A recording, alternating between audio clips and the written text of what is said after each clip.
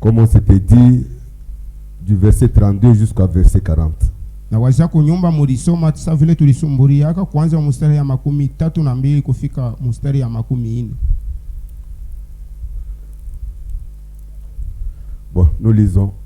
Tuko nasoma. Les esprits des prophètes sont soumis aux prophètes. Maroho ya wanabii iko na tiba nabii. Car Dieu n'est pas un Dieu de désordre, Kwa maana Mungu ana Mungu wa fujo, mais c'est le Dieu de paix. lakini Mungu wa salama. Comme dans toutes les églises des saints, Sa vile mu makanisa yote ya batakatifu, que les femmes se taisent dans les assemblées, na wanawake wapate kukaa kimya mu mikusanyiko, car il ne leur est pas permis d'y parler, kwa maana haibaruhusu wapate kusema amu, mais qu'elles soient soumises comme le dit aussi la loi. lakini bawe watifu mpaka vile sheria inasema. Verset 40. Mstari ya 40. Mais que tout se fasse avec bienséance et avec ordre. Lakini vyote bipate kufanika mzuri na kufanika musawa. Que Dieu bénisse l'étude de sa parole. Na Mungu abariki usomi wa neno lake. Je prie le Seigneur. Niko naomba. Seigneur et Sauveur Jésus-Christ, Dieu Bwana na Tout-Puissant, Mwokozi Yesu Kristo Mungu wa uwezo du yote. fond du cœur, nous sommes véritablement reconnaissants Toka upana wa moyo tuko na kushukuru. à toi qui nous garde et qui nous protège, We mwenye kuituchunga na à kuitulinda. toi qui nous sécurise, Seigneur, We uko na tukinga. toi qui nous donnes aussi l'opportunité de venir en ta présence, Seigneur. Unatupa tena bahati ya kufika muwepo Nous te wako. disons sincèrement merci pour tes bienfaits. Hakika tunasema asante kwa mema yako. Et nous sommes venus vers toi, Seigneur, Tunakuja mbele yako. dans la condition où nous nous retrouvons. Muhali hii tunajikuta. Il y a ceux qui sont malades, Seigneur. Kuko benye kwa Il y a bagonjwa. ceux qui sont affligés. Kuko benye kwa na Il y a ceux qui mauzuni. sont perdus. Kuko benye bapotevu. Tous nous sommes venus vers toi, Si zote tunakuja car mbele tu es le yako. Dieu de notre solution, Maana wewe ndio Mungu wa jibu car letu. tu es le Dieu de notre guérison, Uko Mungu wa matunzo car tu es yetu. le Dieu de notre salut, Uko Seigneur. Mungu wa wokovu wetu. C'est pourquoi, Seigneur, Njoo kwa maana Bwana. étant le Dieu de paix, Sa vile Mungu wa salama. viens régner parmi nous, Père. Kuja ututawale. Car nous avons vu, Seigneur, Kwa maana tuliona. que partout où tu te retrouves, Kwa Seigneur, maana pale pote il y a unajikuta. toujours la paix, Peko mpaka il y a salama. toujours la joie, Peko furaha. il y a toujours de l'amour, Peko il y a de mapendo. l'ordre, Seigneur. Peko usawa. C'est pourquoi nous te demandons, Njoo Seigneur, kwa tunakulomba d'être Bwana. au milieu de nous, Uwe Père, katikati dans yetu. ton omniprésence, Mukujua mais mambo. que chacun de nous Kila se mmoja rende compte que tu es présent. ajitambue ya Nous te kwamba le Mungu yuko demandons, hapa. Seigneur, Tunakuomba dans Bwana. le nom puissant Mujina ya de uwezo. toi seul, Na Seigneur, wewe Bwana et Sauveur pekee. Jésus-Christ, Na notre Mwokozi Yesu Dieu. Kristo Mungu wetu. Amen.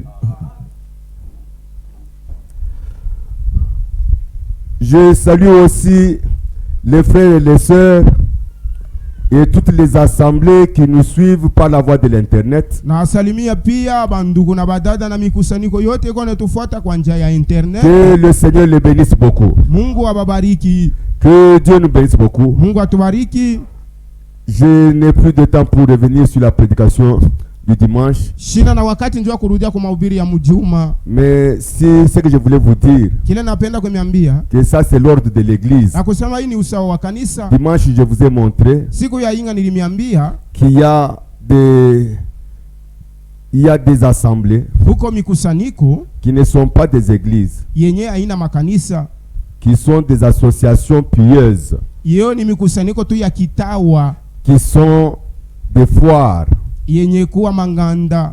Et les associations pieuses Na ile mikusanyiko ya utawa et des foires, na ile ya manganda ce sont des assemblées ni mikusanyiko qui peuvent dire la vérité ile inaweza kusema kweli et ne jamais pratiquer la vérité. na pasipo kuitumikia ile kweli. Ils ne vivent pas la vérité. Abaishi ile Ils kweli. ne mettent pas en pratique la vérité. Abaweke tendo mu ile kweli. Mais la wanasikia. véritable église Lakini kanisa ya kweli est là, la prédication de la parole. iko na ukweli ya neno, Elle prêche la vérité iko na ubiri kweli, et elle met en pratique aussi toute la vérité. na iko na weka mutendo kweli yote. Et je vous montrais Na qu'il y a aujourd'hui nilianza kuniambia kwamba ces huko assemblées leo, pieuses ile mikusanyiko se ya sont kitawa organisées eux-mêmes banajitengenezea tu bo benyewe en se donnant des titres mkujipatia macheo au lieu de l'ordre que Dieu a établi. pahali pa ile usawa Mungu aliweka. Dieu n'a jamais établi des archevêques. Mungu ashaweka kama macheo ba archevêque. Dieu n'a jamais établi des cardinaux. Wala ba cardinaux ba askofu Mungu. Dieu n'a jamais établi des représentants. Wala ba représentants ba. Dieu n'a jamais établi des papes. Wala ba papa. Mais ce sont les associations pieuses. Ni mikusanyiko tu ya utawa. Ce sont des foires ni manganda qui prêchent la vérité yenye kuhubiri kweli et qui ne mettent pas en pratique la vérité. Na abaweke mutendo ile kweli. Et ça c'est le système nicolaïte. Na hiyo ni matengenezo ya Kinikolai. Le nicolaïsme. Kinikolai, mafundisho ya Kinikolai. Il y a des gens qui règnent au-dessus des autres. Uko bantu basha kutawala yule ya bantu bengine. Il y a des gens qui dominent les autres. Uko bale bantu basha kutawala yule ya bantu bengine. Et ces gens-là, ils ont un système qu'ils utilisent pour régner au-dessus des autres. C'est la division. C'est la séparation. Vous pouvez voir quelqu'un. Il est là comme l'ancien de toute l'assemblée. Mais lui-même s'est fait conducteur d'un petit groupe. Un petit groupe tribal. Un petit groupe des espions. Un petit groupe de fanatiques. Un petit groupe de favoritistes.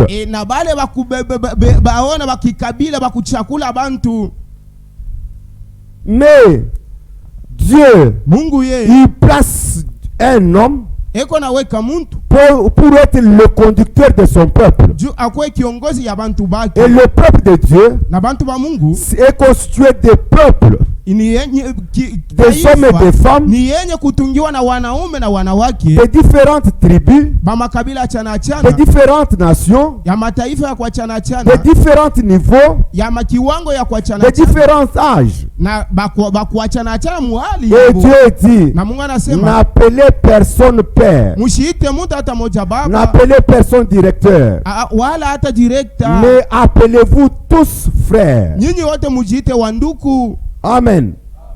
Ça, c'est l'église de Dieu. Mais aujourd'hui, il y a des assemblées, des associations pieuses, que les gens pensent que ce sont l'église. L'église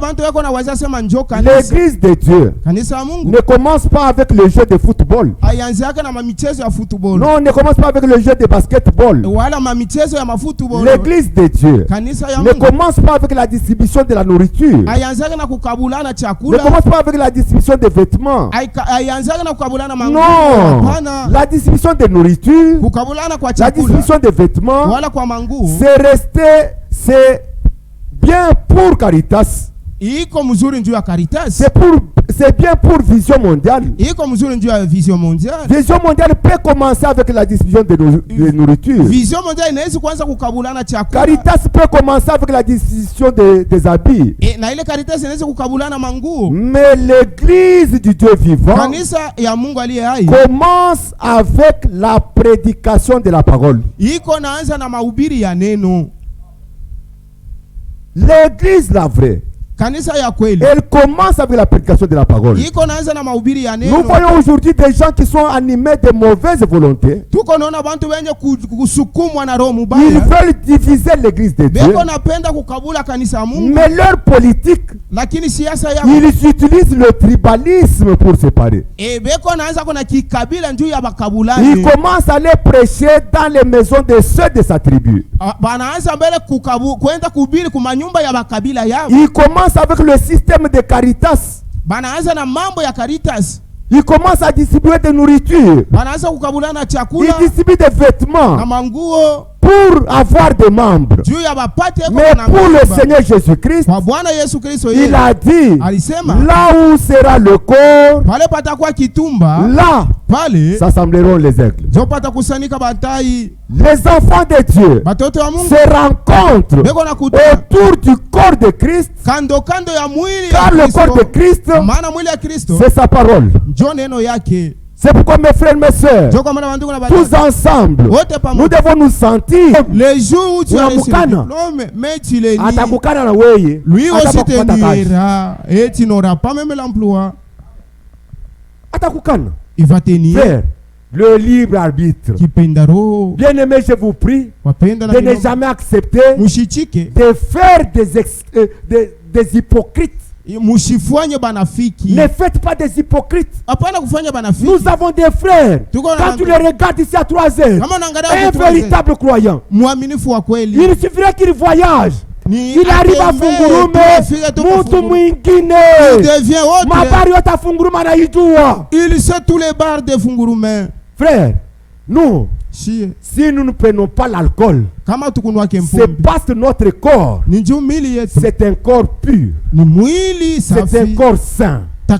Nous sommes le temple du Saint-Esprit. Nous ne pouvons pas souiller le temple de Dieu. Le Seigneur notre Dieu a dit, celui qui détruit mon temple, moi Dieu, pas Michael, moi Dieu, pas Gabriel, je le détruirai. Je le détruirai. C'est pourquoi, frères et sœurs, le libre arbitre, c'est ça qui différencie un homme avec un esclave. Amen.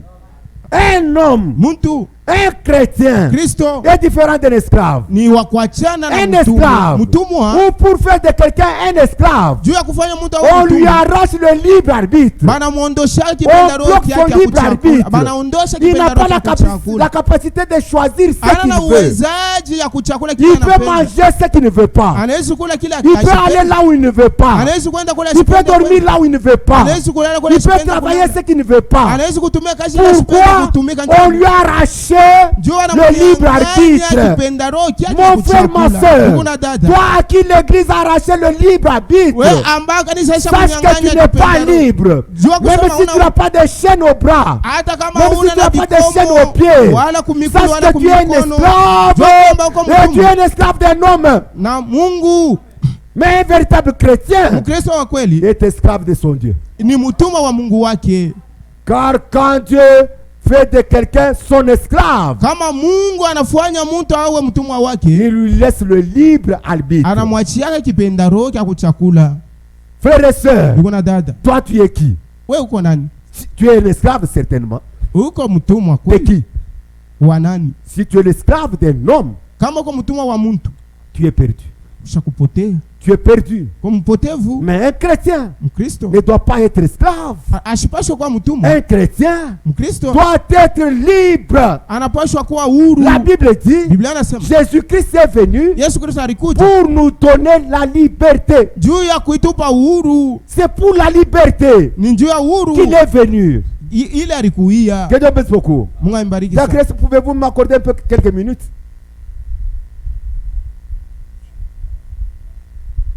Que Dieu nous bénisse beaucoup.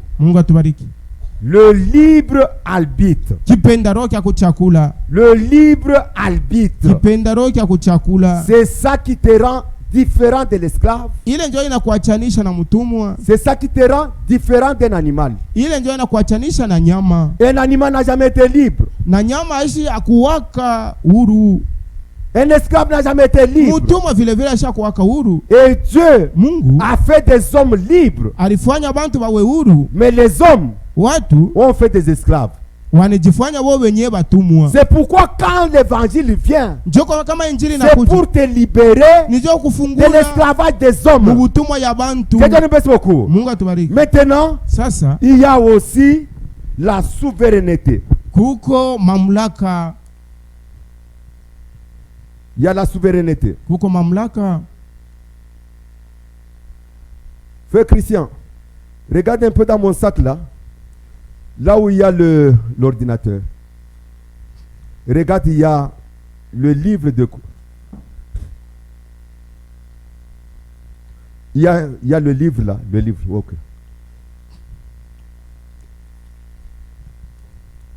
La souveraineté. La souveraineté, c'est le libre arbitre, mais pour un groupe de gens. Amen. Le libre arbitre, c'est pour chacun pour soi. Mais quand le libre arbitre devient pour un groupe, pour un peuple, on appelle cela la souveraineté. uhuru wala mamlaka. Et la souveraineté, na ile mamlaka, c'est Dieu seul ni Mungu pekee qui est souverain. njo mwenye mamlaka. Amen. Dieu seul est souverain. Mungu pekee njo mwenye mamlaka.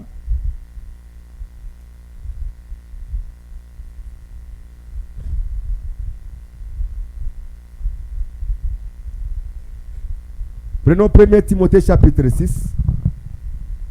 Wa Timotheo wa kwanza sura yake ya 6.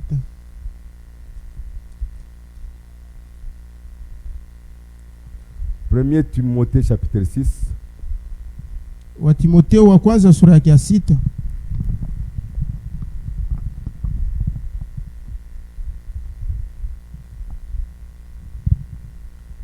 Prenons verset 15. Mstari ya 15. 1 Timothée 6 verset 15. Timotheo wa kwanza sura ya 6 mstari ya 15.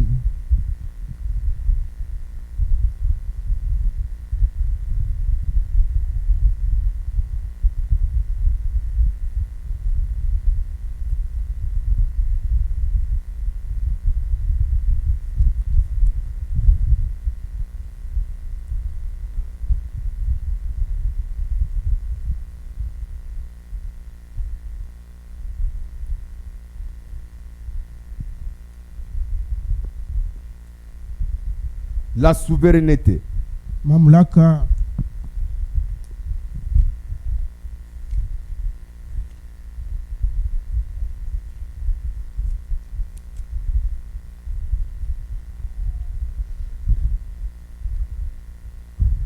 Celui qui a le livre de les chapitres de Paul aux Hébreux, il peut ouvrir dans Hébreux chapitre 7, deuxième partie, au paragraphe 275 et 276.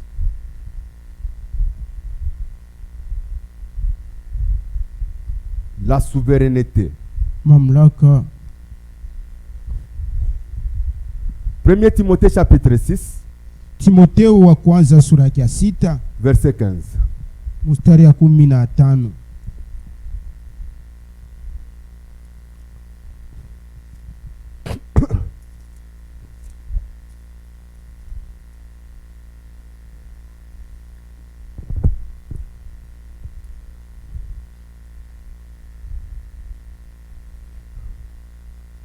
On peut commencer par le verset 13 pour bien avoir la tête.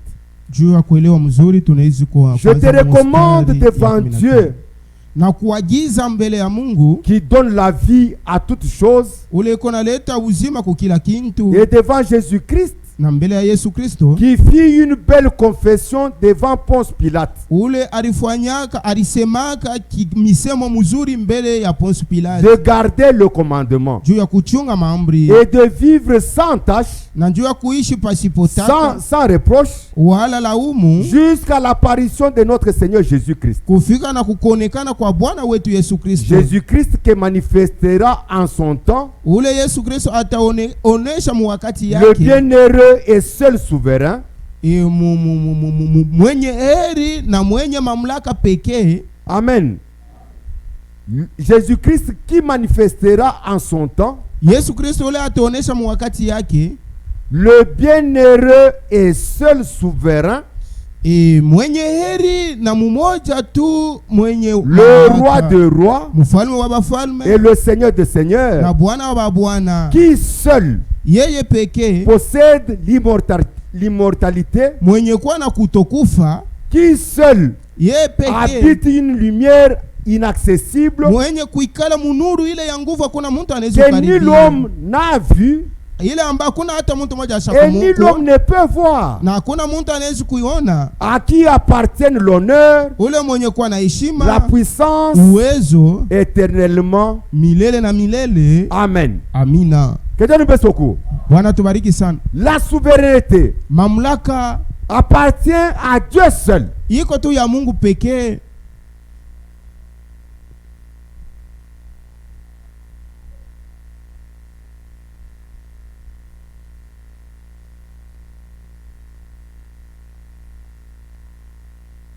La souveraineté mamlaka appartient à Dieu seul. Ni ya Mungu pekee. C'est Dieu seul Ni Mungu pekee qui est souverain. Car la souveraineté, c'est la capacité, ni uwezaji, c'est la force, ni nguvu, c'est la puissance ni uwezo de choisir. Ya kuchakula. Amen. C'est pourquoi, frères et sœurs, si vous êtes chrétien, si je suis chrétien, si vous êtes fils d'Abraham, ce n'est pas par votre volonté. Non, ce n'est pas vous qui avez choisi Dieu, mais c'est Dieu qui nous a choisis. C'est lui seul qui est souverain. Lui seul. Souveraineté ana mamlaka. Souveraineté ni yeye ndio kuna uwezo au mamlaka ya kuchakula. Dans le mot souveraineté, on voit l'élection, on voit le choix. Nous les hommes, nous avons le libre arbitre, mais Dieu a la souveraineté. Pour les hommes, pour choisir, Dieu nous a donné le libre arbitre. Mais lui, Dieu, n'a pas le libre arbitre. Lui, Dieu, il a la souveraineté. C'est pourquoi la Bible dit que seul il possède la souveraineté. On l'appelle qu'il est seul souverain et seul immortel. Amen. La souveraineté, c'est la capacité de Dieu de choisir. Il choisit sans être poussé par un homme. Il choisit sans être demandé par un homme. Lui choisit de lui-même. C'est lui seul qui fait ça. Il est seul souverain. L'église, est-ce que nous sommes ensemble? Maintenant, cette souveraineté-là, comme je disais, c'est la capacité de choisir. Prenons un peu Jean chapitre 15. Jean chapitre 15. On peut prendre par le verset 15. Je ne vous appelle plus serviteur, parce que le serviteur ne sait pas ce que fait son maître.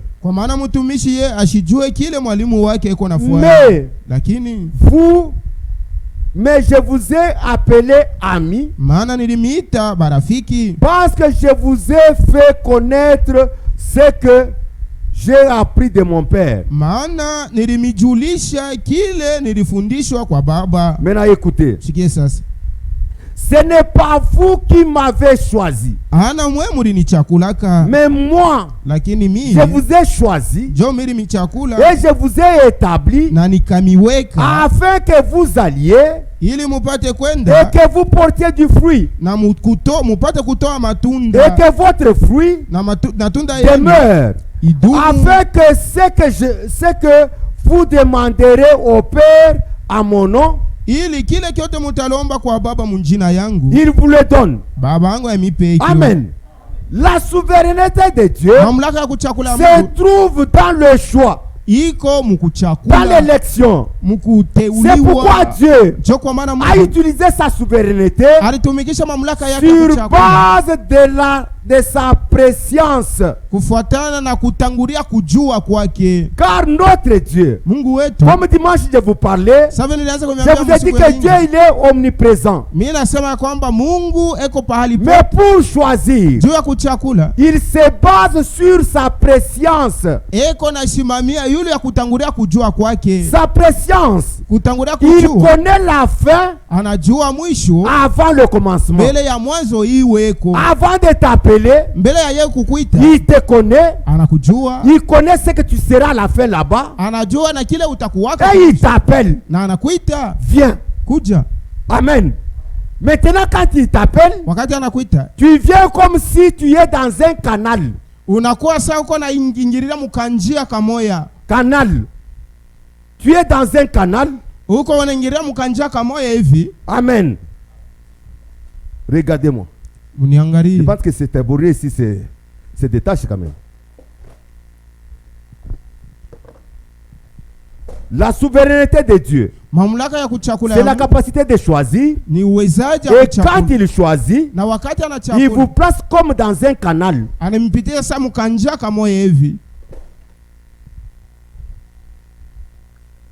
Il vous place comme dans un canal. Et quand vous êtes dans ce canal ici,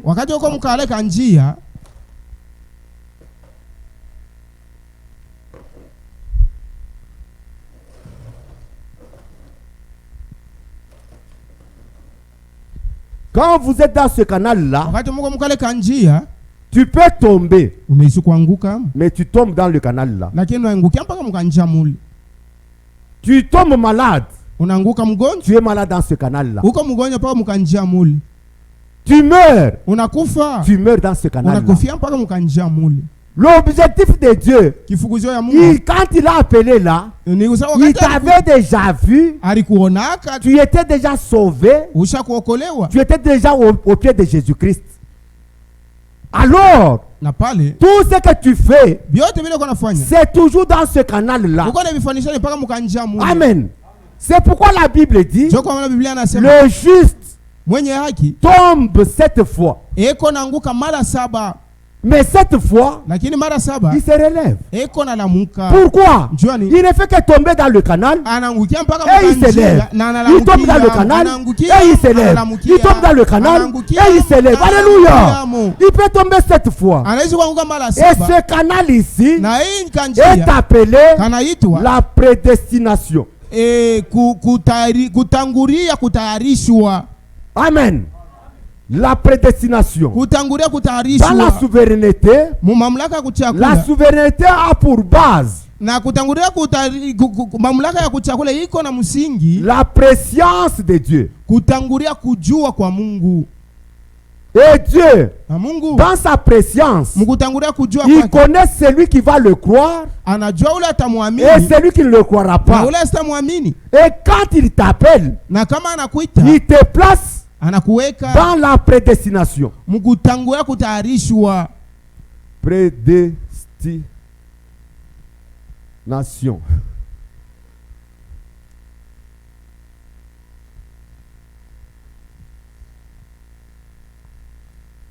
Amen. Dieu te met dans la prédestination. Ok, merci. Dieu te met dans la prédestination. Frère, si tu peux me permettre de lire quelques écritures. Ou bien que je laisse. Hein? Allez, que Dieu vous bénisse beaucoup.